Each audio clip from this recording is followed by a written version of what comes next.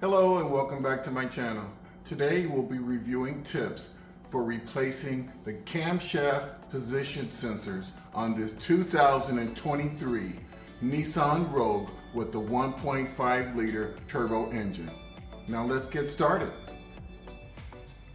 Typical symptoms related to faulty camshaft position sensors include rough idle, hard start, and backfiring, and the ever-present trouble codes P0300 through P0304 and P2614, which is associated with the control module.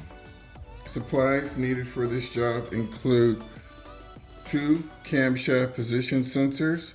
You'll also need a pair of pliers, an 8mm socket, an extension, and a small ratchet. Please see other items in the description below. In order to access the sensors, we're going to need to move a little bit of engine cover and hosing. So we'll be removing this cover right here. So just carefully lift up on the corners and you can place this out of the way right there. Right here, there's some connectors underneath. Just gently lift up on them right there. So that loosened that up. You can use your 8mm socket. Loosen that location right there.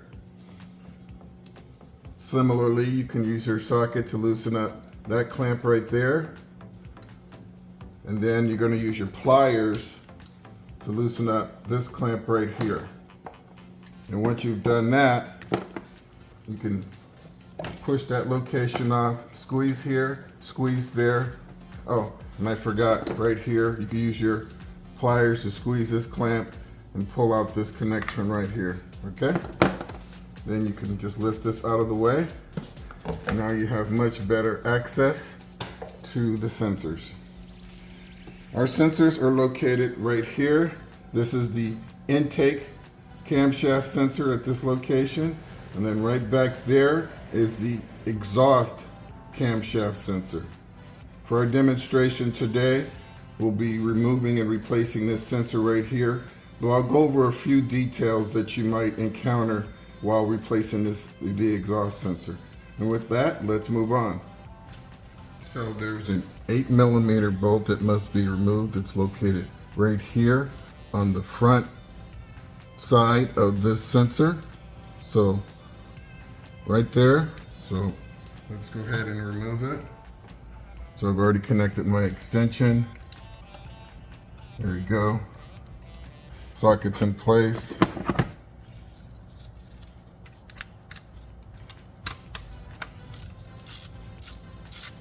Probably had less than 10 or 12 foot-pounds of pressure. Okay, very carefully. So, using my magnet and my finger, I'm going to reach in here and make sure I don't drop that screw as I pull it out carefully. And there you have it. So once I've done that, I see I have kind of limited access. So I'm going to remove this hose right here. And to do that, I'm simply going to squeeze in on this gray tab on the left, or bottom and top of the left tab. Slightly push it towards the front of the vehicle, kind of in and out of the way. Okay, just setting that up like that.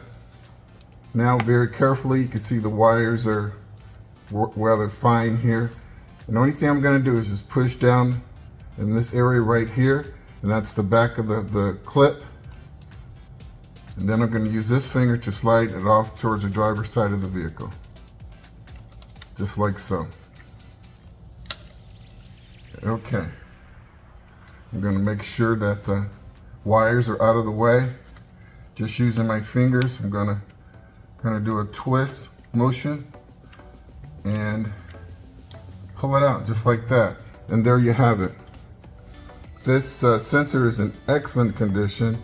This vehicle has less than 15,000 miles on it, so I would expect that this would not have any problems.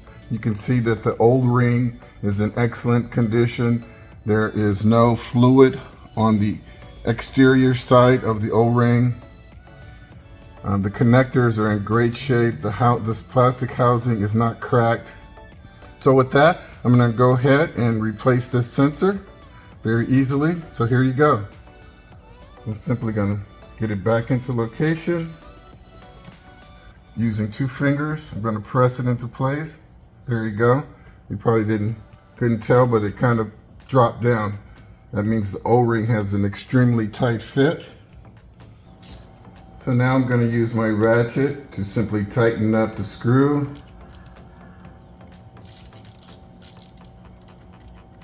And that's going to take maybe 10 to 12 pounds of pressure. There you go, the screw is nice and tight. Locate my electrical connector. Look inside the connector, make sure that the gasket is not deformed in any way. There's an orange gasket in there. Then this is the upper side, the top side of the connector, so we want that to be on top. Simply pull it over and into place. Slide it on and listen for the click. There you go. So that's the removal and replacement of the intake sensor. We also need to replace this connector right here. Very simple. There you go. Okay, so now let's talk about the exhaust sensor. Some of the things I want to caution you about is this connector right here is a pressurized fuel fitting. And I don't advise that you attempt to remove this. I really recommend that you work around it. So with that in mind, that's my recommendation. I'm just telling you how I would do it. Okay, so with that in mind, I'm going to pull that hose off to the side. And what you'll find is that you can easily get your ratchet right in there, like that, and remove that screw. So I'm using a slightly shorter extension, okay? And I simply get it into place.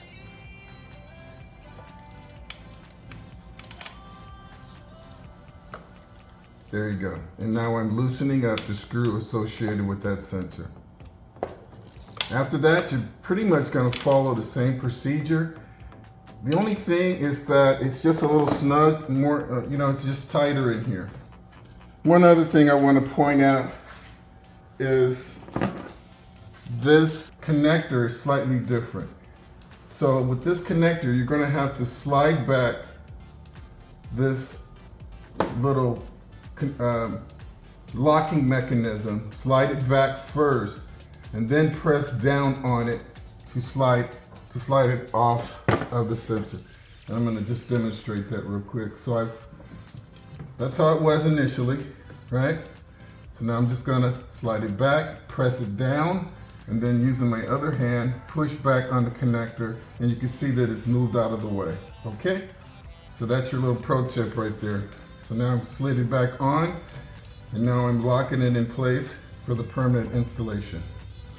Well, folks, that wraps up my tips for replacing the camshaft sensors on this 2023 1.5 liter Nissan Rogue.